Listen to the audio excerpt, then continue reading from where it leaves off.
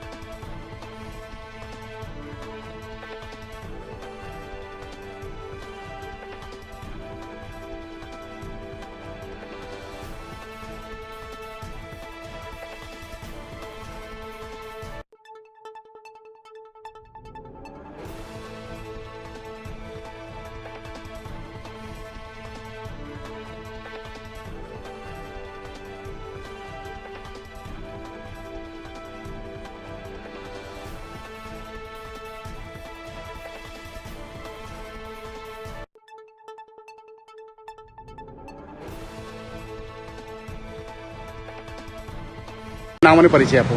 મારું નામ રાહુલ જગદીશભાઈ પરમાર, લાંબાવાડી યુથ કોંગ્રેસનો પ્રમુખ છું.